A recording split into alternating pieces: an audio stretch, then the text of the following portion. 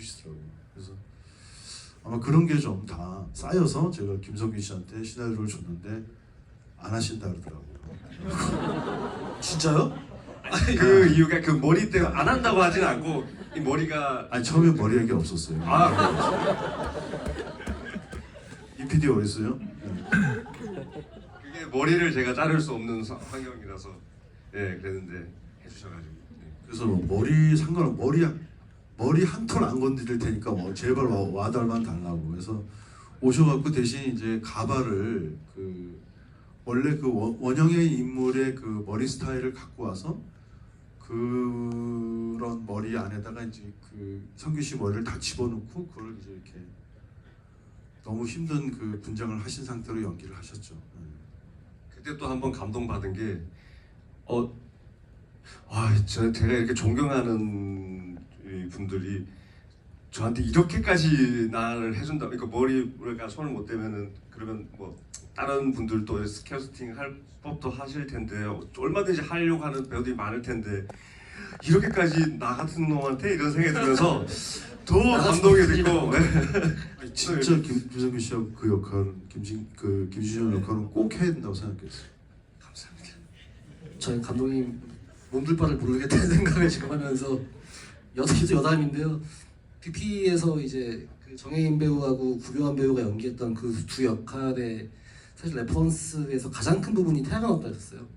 태양은 없다의 그 이제 우성 선배하고 정재 선배가 나오는 그 두 인물 같은 뉘앙스. 실제로 혜인 씨의 역할도 복서였었고 이제 정재 선배님이 연기했던 역할 같은 뉘앙스의 어떤 역할들을 구교환 배우가 조금 이제 그 레퍼런스를 좀 베리에이션을 했던 거였어서 실제 저한테도 갑자기 뭔가 팬미팅 같은 느낌인데 감독님의 어떤 제 중학교 1학년 때 봤던 비트 이후에 이제 그 어렸을 때부터 그 우성 선배님 따라한다고 막 나이타 쥐고 막 때리다가 손 다치고 뭐 이런 시절들을 겪으면서 정말 이렇게 또 감독님의 어떤 모더웨이를 할 수 있는 것도 너무 영광입니다. 정말 너무 여담이 길었던 것 같은데 아무튼 그 김준엽이라는 역할을 연기하시면서 선배님도 아무튼 실존했던 역할을 연기했던 적이 제가 기억하기에는 많지 않으셨던 걸로 알고 있는데 이 아무튼 너무나 또 역사적으로 중요한 역할이기도 하고 또 위인이라고도 할 수 있는 분이죠.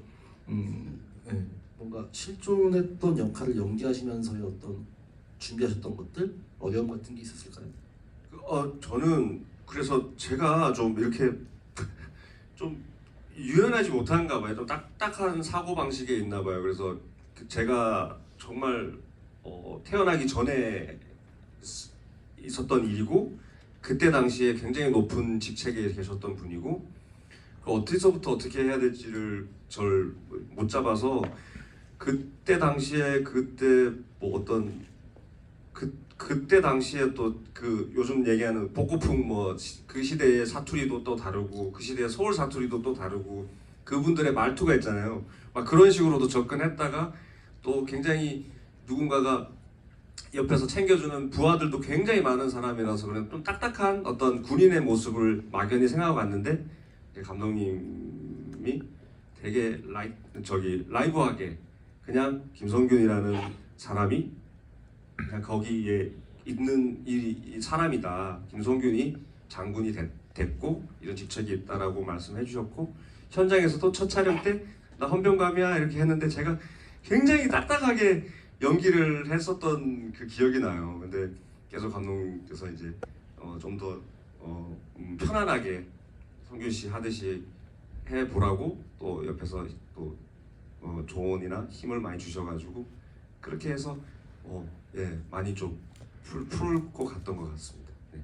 그러니까 저는 보면서 이게 60명이 넘는 굉장히 많은 캐릭터들이 등장하는 영화고 이게 저는 보면서 되게 놀랬던 부분은 이 많은 인물들이 한 공간 안에서 그 되게 또 에너지가 센 배우분들이시거든요. 근데 이게 계속 블로킹이라고 하죠. 그 정확한 동선을 같이 공유하면서 이 위치에 이 포지션에 서서 어떤 대사를 주고받고 어떤 액션을 하고 어떤 행동을 하고 보통 이제 저희가 영화 작업을 할 때 콘티를 하고 나서 현장에 가서 이제 리허설을 하고 그걸 또 테스트를 해보고 이제 슛을 가고 그런 과정들이 일반적으로 가져가는데 너무 궁금했어요. 감독님 이렇게 많은 분들과 같이 어떤 방식으로 리허설을 하시고 테스트를 하고 어떻게 이 블로킹들을 맞춰서 찍으셨는지 비결 같은 것들 좀 궁금합니다. 이것도 몇 번 얘기했지만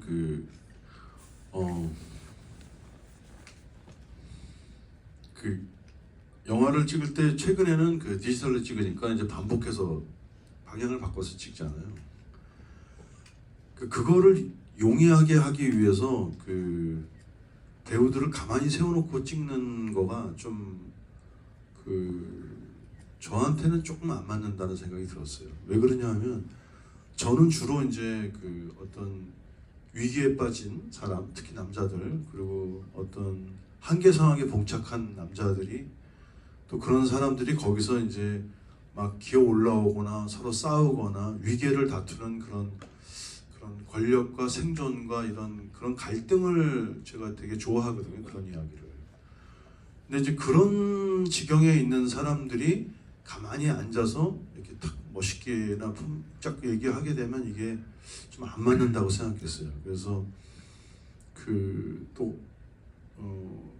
이모개 감독이랑 저랑은 늘 이제 이모개 감독은 늘 또 사람 중심으로 인물의 에너지나 인물의 기운을 중심으로 찍는 사람이어서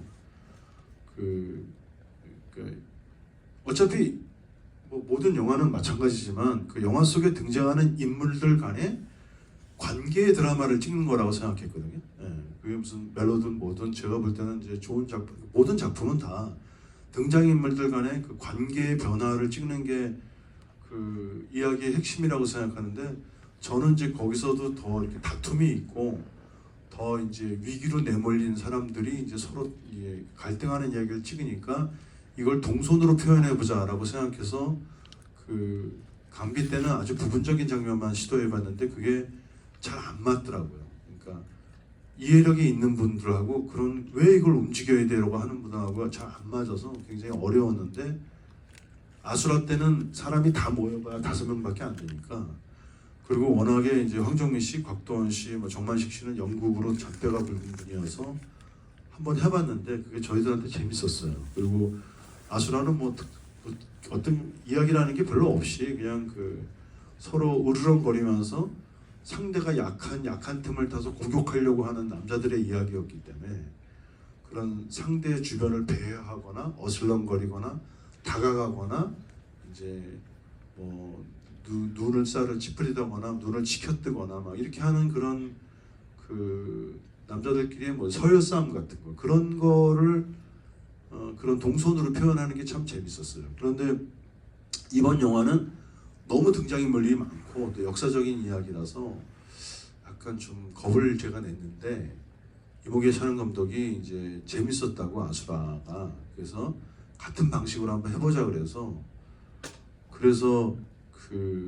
배우분들을 이제 선별해서 뽑을 때 일단 유명하고 연기 잘하시는 분들 그렇지 않더라도 연극을 많이 해서 연극의 동선이나 브로킹 라인을 잘 이해하시는 분들 근데 그거는 이제 오디션 볼 때도 이렇게 좀 움직이는 거 시켜보면 금방 알잖아요. 자기가 이 사람이 내가 그래서 그런 걸 금방 이해하시는 분은 조금 덜 유명해도 이 사람은 이제 그런 연극 경험이 많으신 분이라 해서 뽑아서 왜냐하면 촬영 전에는 사실 리허설 할 수 있는 시간이 길어봐야 1시간 반이고 보통 1시간인데 근데 이제 그분들을 갖고 이제 이렇게 어쨌든 제일 중심 인물이 먼저 움직이면 물론 그 인물이 움직이는 거에 대한 인과관계가 있어야 되잖아요. 그래서 그걸 움직이면 이제 그것과 누가 움직이면 그 사람 같은 편으로 따라가잖아요. 그리고 그 사람이랑 반대편 사람은 앞을 막아서게 되고 그러니까 누가 가고 누가 막아서고 누가 쫓아가고 누가 구경하고 하는 그 순서에 내려서 이제 브로킹을 만들면 그게 처음에는 다 어색하게 시작하지만 이제 첫 번째 움직이는 사람이 자기 움직임을 정하게 정하면 그 사람을 친구나 그 사람을 보조하거나 다른 사람의 움직임을 만들어주고 그리고 그 사람을 막아서거나 그 사람이랑 맞서는 사람의 움직임을 세워주면 이제 전체적으로 움직임이 이렇게 만들어지는 거죠. 그러면 움직임이 다 만들어지는 동안에 이제 이모개 촬영 감독은 그 사람은 이제 카메라를 항상 들고 찍으니까 나는 여기서 어떤 사람을 중심으로 어떻게 찍겠다라고 하는 자기 플레이에 서 있어요. 그러면 이제 가서 다 이제 분장하고 오시고 우리는 그 사이에 이제 그 장근영 미술 감독은 사방 세트를 다 완벽하게 찍거든요. 제가 왜냐하면 이몽규 감독이랑 저랑 그렇게 일하는 걸 알기 때문에 그래서 어느 방향으로 카메라가 가도 심지어 천장으로 가도 이제 다 그 우리 영화 말은 발해가 이제 그 문제가 생기지 않는 그런 공간을 만들어 놓기 때문에 그 거기에 이제 또 우리 이성환 조명 감독은 배우들의 동선이 어떻게 될 거라는 걸 크게 알고 있기 때문에 화면 안에다가 이제 광원을 다 심어 놓거든요. 조명을 따로 하지 않고 화면 안에 광원을 좀 영화 보시면 알겠지만 아수라나 이 서울에 보면은 광원이 화면 안에 항상 많이 꽉 차 있습니다.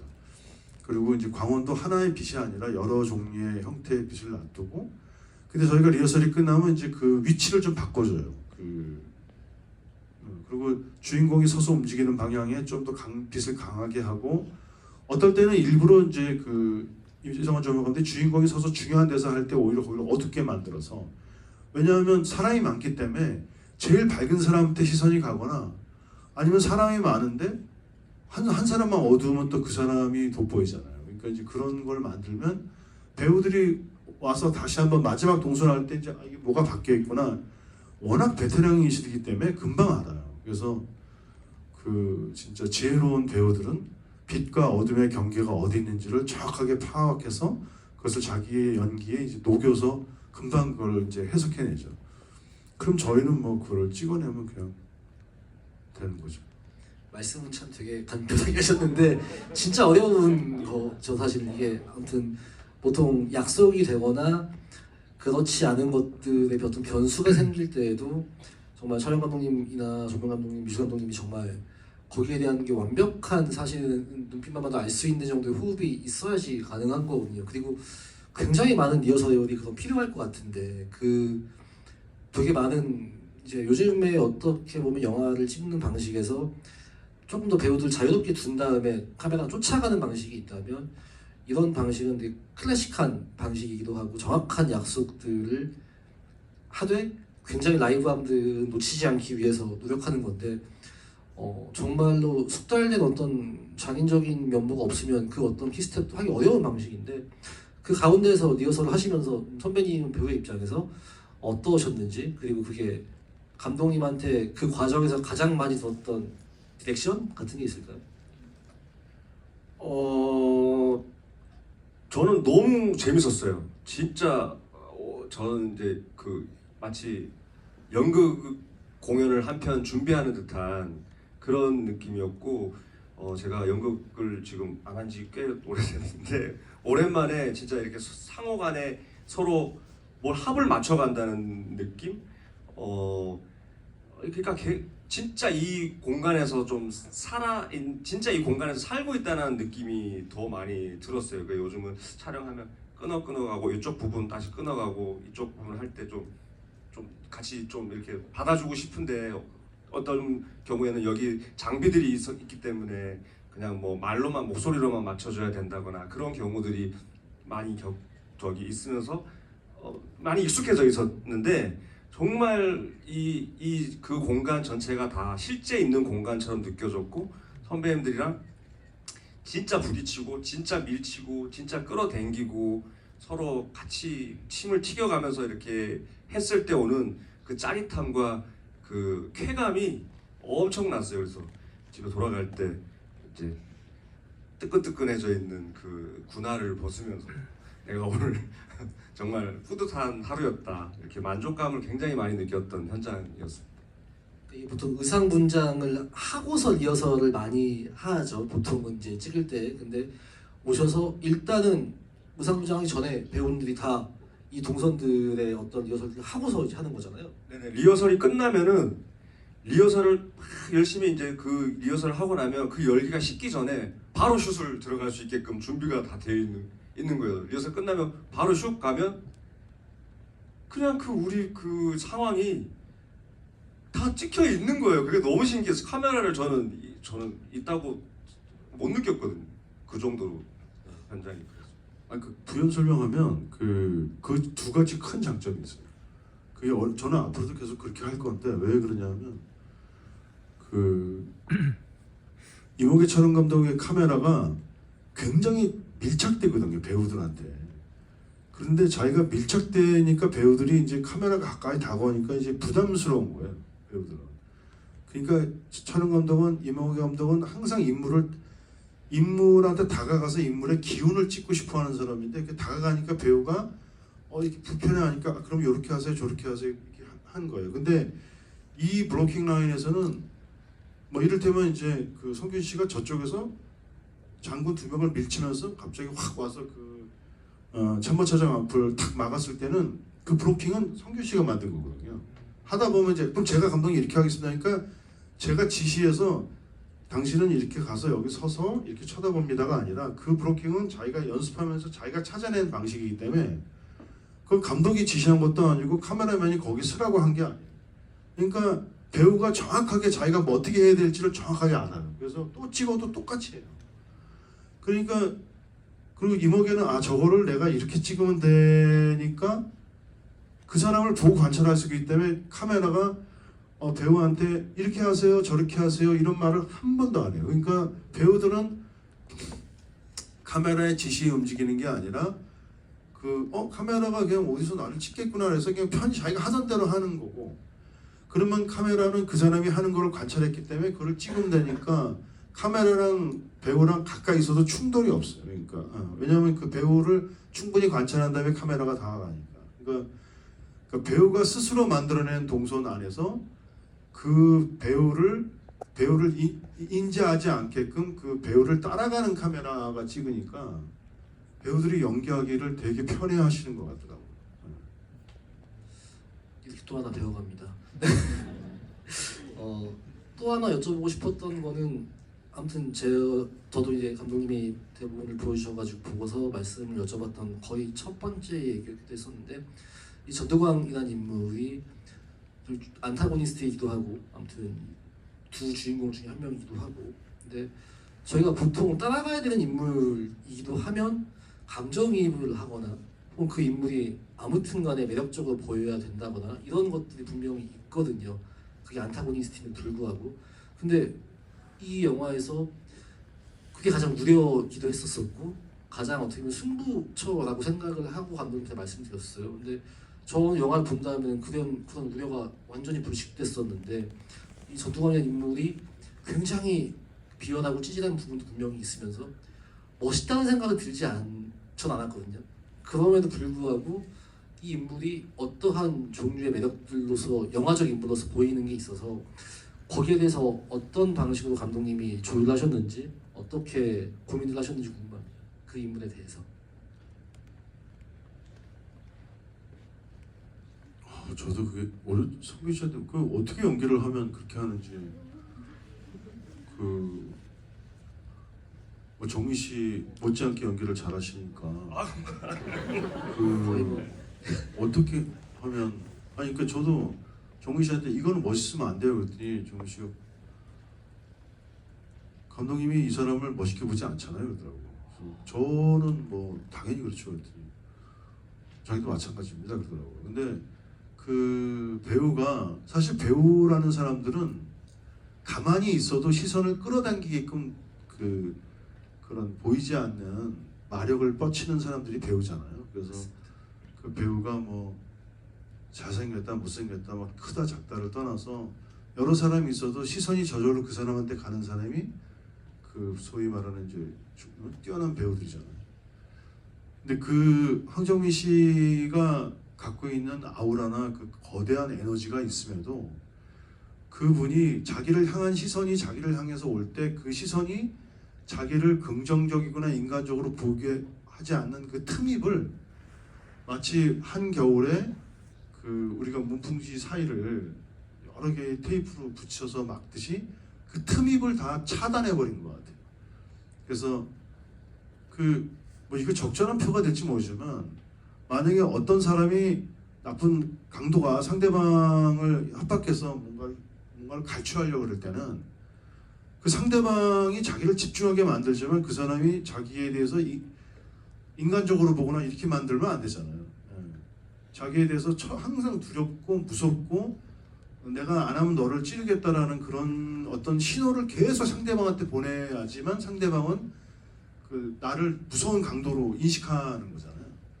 정민 씨가 이 영화를 하는 내내 저도 모르겠어요. 정민 씨가 약간 마법사기 때문에 연기에 그래서 그 사람이 어떻게 했는지는 정확하게 모르지만 그런 이를테면 뭐 아수라라든가 정청 그 신세계의 그 멋진 그 악당처럼 연기하기보다는 그 나는 지금 계속 머리를 쓰고 있고 탐욕에 점점 먹혀가는 그 끔찍한 인간으로서 눈앞에 있는 당신, 너 그리고 이제 심지어 관객한테까지도 나는 그런 사람이야라고 하는 거를 계속 어떤 보이지 않는 신호를 낸 것 같아요.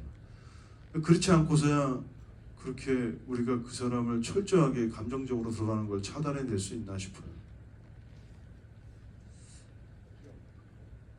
어떻게 하는 거예요? 저도 열심히 하겠습니다. 계속 연구해 보겠습니다. 선배님의 연기를.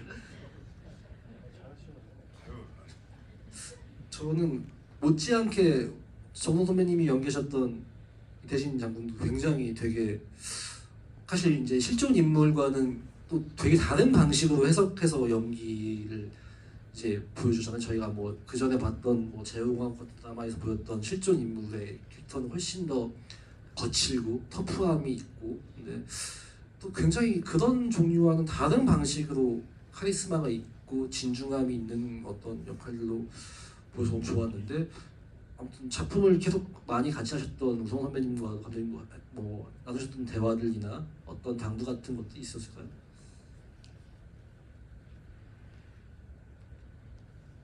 그 우성 씨가 처음에 이제 거절하다가 하기로 했거든요. 했는데 어떻게 해야 되냐 그래서 좀 물 같은 좀 너무 막 그리고 좀 차분하고 평정심이 있는 캐릭터를 그러면서 냉철한 너무 어렵다 그래서 제가 우성 씨 인터뷰 영상 중에 그 몇 개 좋아하는 영상이 있어요. 그게 뭐냐면 난민 관련한 인터뷰 할 때 우성 씨가 그때 인생에서 최대 위기였어요. 제가 이제 친하니까. 근데 밖에 사람들은 뭐 다 우성 씨 비난하고 왜 너네 집에 난민 데려가 살아라 그러고 막 그럴 때 이제 자기가 왜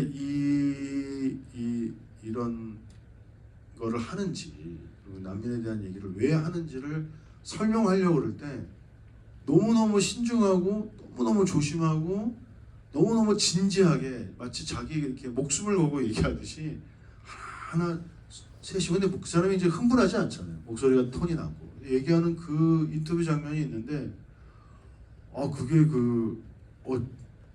너무 괜찮더라고요. 그리고 그게 그 인터뷰의 그 태도가 너무 좋고 또 그게 이제 정우성이라는 사람의 어떤 진면목이 나오고 그래서 나는 이런 이태신이 했으면 좋겠다 그랬더니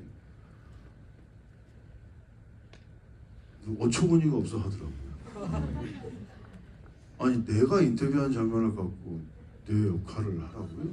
이거는 내가 그냥 인터뷰한 건데 왜 이거를 나한테 주냐고 좀 나를 되게 우습게 보더라고요. 찍으시면서 뭔가 감독님의 그런 얘기들을 이해하지 않으셨나요? 선배님께서도 찍으시면서 이태신을 연기하면서 왜 감독님이 그 인터뷰를 말씀하셨지에 대해서?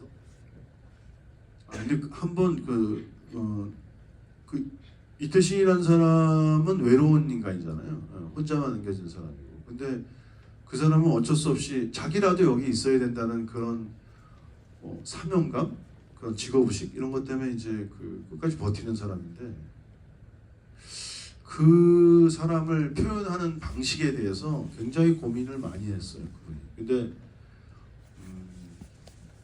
뭐라고 얘기를 해주기가 좀 어렵더라고요.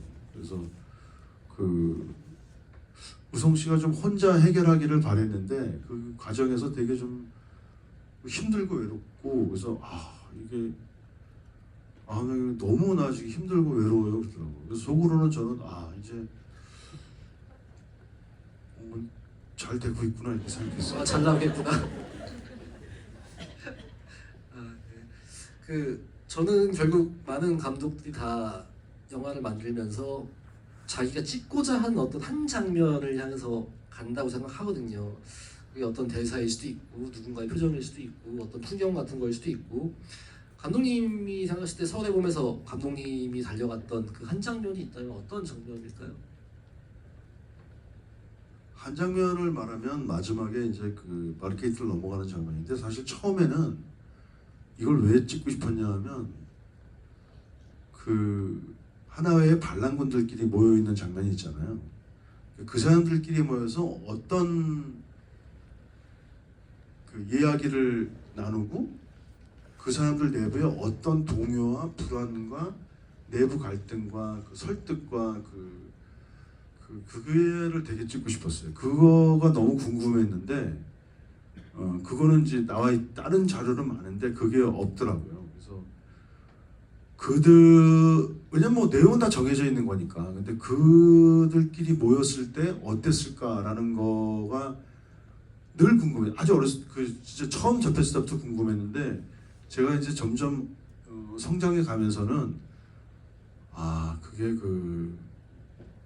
어떤 대단한 사람이든 아니면 어떤 대단한 집단이든 뭐 직위어나 뭐 심지어 뭐 교수사이든 뭐 어떤 다른 분야든 뭐 이런 사람들이 다 비슷하더라고요. 제가 볼 때는. 그래서 그 30경비단 또는 그 반란군들끼리 모여서 그 하는 행태를 찍고 싶은 게 이 영화를 하고 싶은 제일 큰 저의 그 욕망이었어요. 그러니까 사실은 그 당시 79년 12월 12일에 하나회를 찍는다는 거는 저한테서는 제가 그 경험한 그때로부터 지금까지 제가 이제 이 나이에 먹도록 오면서 제가 관찰한 사람들, 관찰한 남자들, 관찰한 그런 권력자들의 아니면 중요한 사람들의 어떤 모습이 다 중첩되어 있다고 생각해서 그거를 되게 찍고 싶었어요. 근데 막상 영화를 들어가서는 아까 말씀하신 것처럼 그 전도연한테 다가가서 전도연한테 이제 한마디를 해주는 그 순간 이 저의 목표였다라는 게 이제 제가 하면서는 알게 됐어요. 역으로 그럼 연기를 했던 그리고 첫 관객이기도 한 선배님께서는 뭔가 본인의 역할에서 달려갔던 장면일 수도 있고 혹은 이 영화를 보면서의 마음에 남았던 한 장면일 수도 있고 그건 참 궁금합니다. 그런 장면요? 저는 이제 그 하면서 물론 저 김준혁 장군이 많이는 안 돌아다니지만 그냥 육군 본부에 있지만 저는 제가 그냥 마음은 이태신 장군과 똑같다고 생각하고 이제 했어요. 그래서 저도 이제 그 장소에서 그 별들에게 이제 막 설득도 하고 뭘 하지만 그 한정된 공간이지만 나는 이태신처럼 달려가고 있다라는 그런 어떤 감히 큰 마음을 가지고 연기를 했고 저는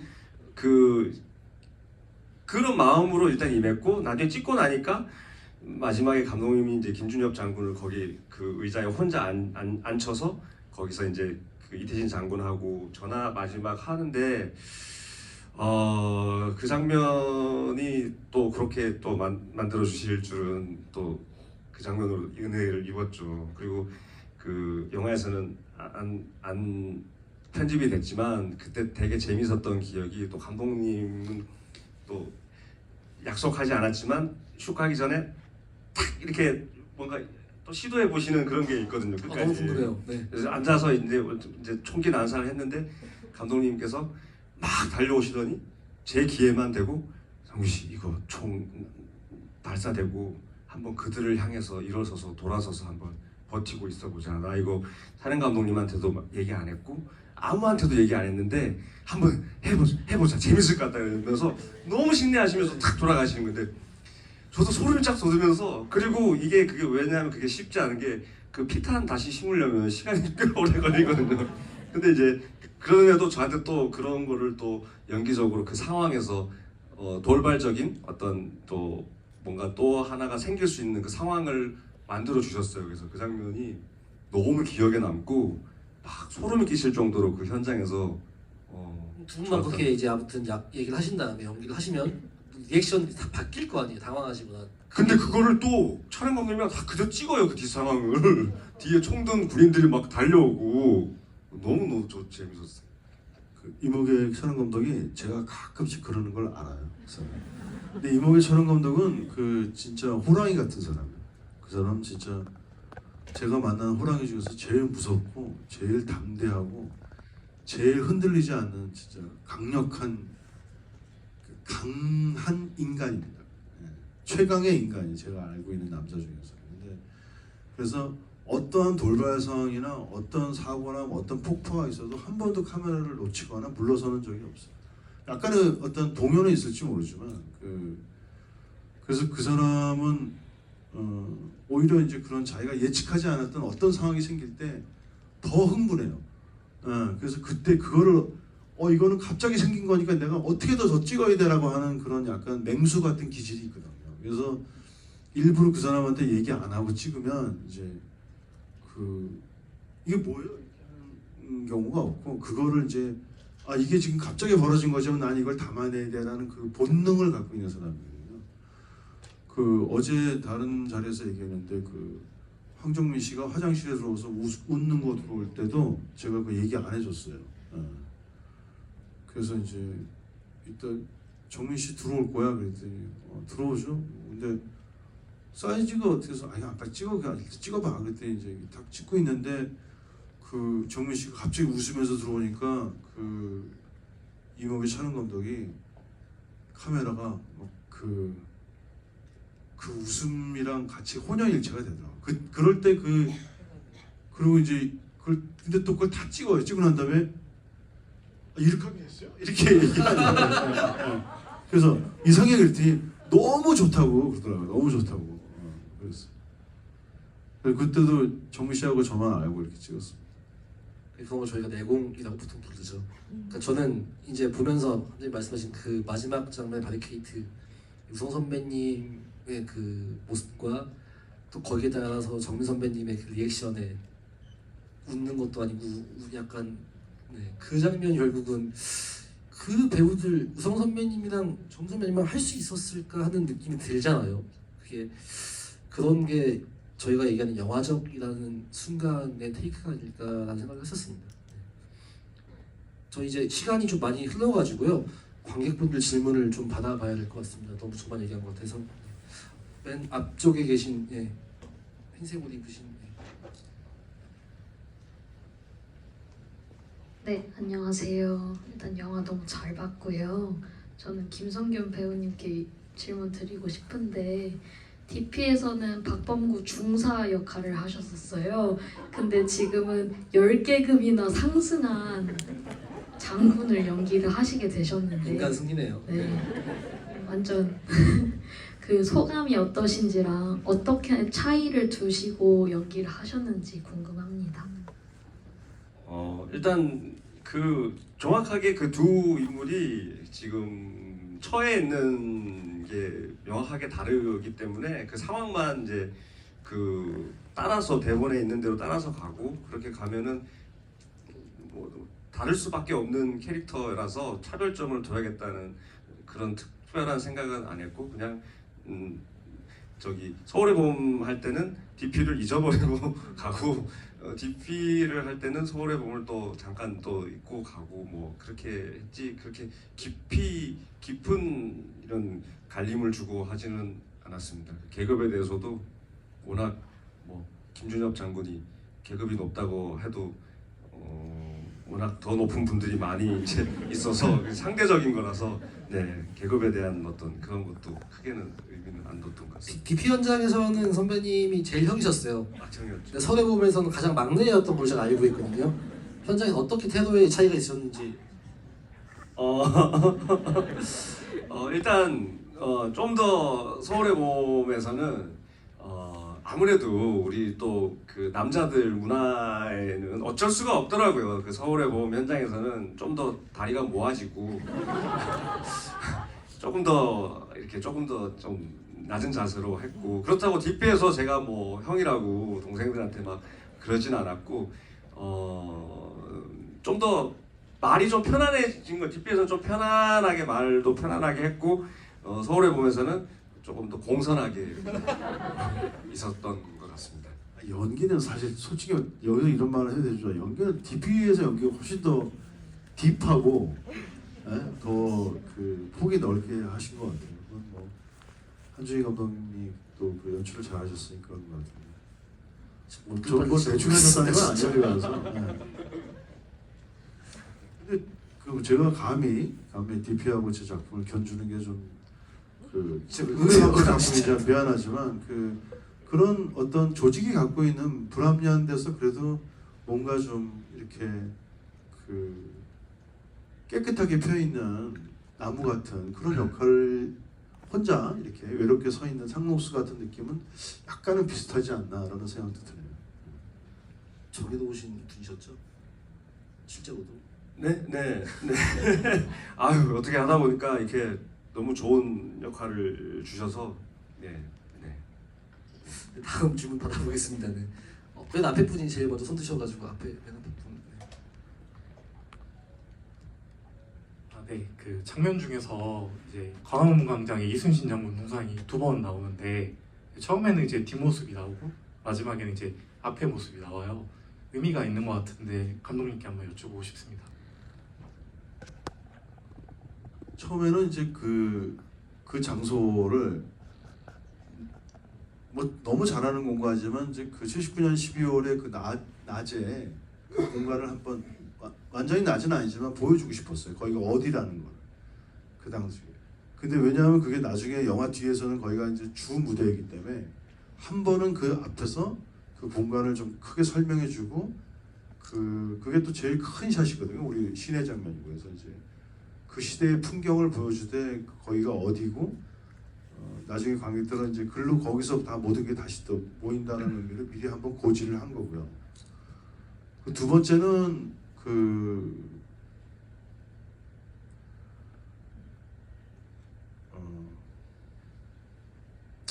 이제 곧 노령이라는 큰 영화가 온다. 이 영화가 끝나면 이제 노령이라는 영화가 오기 때문에 우리 다 그 노령을 맞이해야 된다 이런 마음으로. 자연스러웠습니다. 굉장히. 네. 다음 질문 받아보겠습니다. 저 중간에 계신 저기 남자분. 네.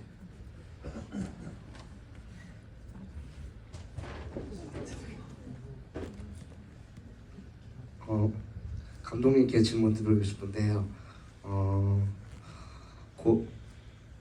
잠시 역사를 훑어봤는데 12월 12일이 아마 전두환 쿠데타라고 들은 것 같은데 그때 만약에 특별 GV 같은 거 생각하고 이 시기에 혹시 역사를 기념해서 그리고 이 영화 찍으면서 되게 되게 힘들었던 거 그리고 잠깐 에피소드가 좀 많을 것 같은데 그것도 들고 싶습니다.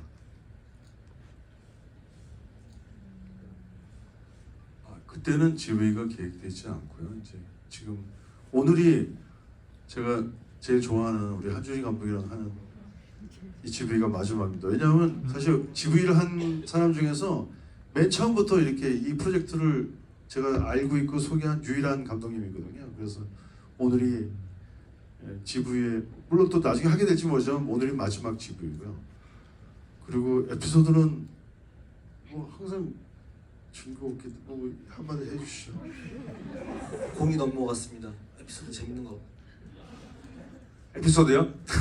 아 감독님 제가 아까 얘기했지만 그 감독님이 촬영 직전에 오셔서 이렇게 귓속말로 갑자기 이렇게 장면에 생각나는 아이디어를 해주신다거나 갑자기 오셔서 이런 부분을 좀 이렇게 했으면 디렉션을 이렇게 하세요. 그래서 항상 귀를 조금 열고 모든 스태프들이 감독님이 뛰어오시면은 귀를 딱 열고 있어요. 무슨 말씀하실까? 근데 하루는 막 벙커 씬 찍고 있는데 막 저를 부르면서 뛰어오시는 거예요. 성규 씨 이러시면서 막 뛰어오시는 거예요. 그래서 다들 스태프들이 눈 동그랗게 뜨고 무슨 일인가 무슨 뭐 또 무슨 말씀하시려고 디렉션을 하시려고 하면서 귀를 쫓고 세웠는데 갑자기 오시더니 제 앞에서 커피차 왔어요. 그러시면서 씩 웃으시는 거예요. 그때 현장에서 진짜 다 빵 터지고 너무 감독님을 사랑하게 되는 그 일화가 있는데 그게 너무 또 기억에 남네요. 갑자기. 굉장한 순발력은 또 요 에피소드 또. 다음 질문 또 받아보겠습니다. 네. 저쪽에 네. 손 드셨던 여자분 네. 죄송합니다. 네, 맞습니다. 제가 잘 안 보여가지고 지금 조명 때문에. 네. 네, 감독님 저 이 영화 10번째 봤는데요. 처음 볼 때부터 너무 오열하면서 봐가지고 저는 이 등장인물들 이름에 대해서 여쭙고 싶은데 그 전통왕이라는 이제 전두환은 한 글자 틀린데 다른 뭐 정우성 씨 캐릭터는 완전히 다르고 그게 궁금한 게 나중에 이제 명예훼손이라든지 이런 문제 때문에 살짝 다르게 하신 건지 아니면 근데 또 나중에 하나회 단체 사진 찍을 때는 또 거의 실명 그게 실제 인물 그 역사처럼 그거 다 설명을 또 해주시잖아요. 특별하게 이름을 다르게 하신 이유가 그 이야기가 이제 제가 처음에 시나리오 쓴 게 아니었기 때문에 그 회사 내부에서도 그런 고민이 있었던 것 같아요. 그런데 그런 법률적인 문제도 아마 고려가 됐겠죠. 근데 저는 제가 아까 말씀드렸다시피 저는 이 이야기의 사건은 사람들이 다 알고 있고 어떤 일이 있었는지는 뭐 모르는 사람 지금 이제 아마 여기서도 이 영화 처음 보신 분이 이 사건에 관계되어서 궁금해져서 나가서 이제 검색을 하시면 금방 알게 되거든요. 그래서 이 사건의 내용에 대해서는 이미 다 정해져 있기 때문에 또 내가 각색을 하다도 굉장히 많이 바꿀 수 없는 이게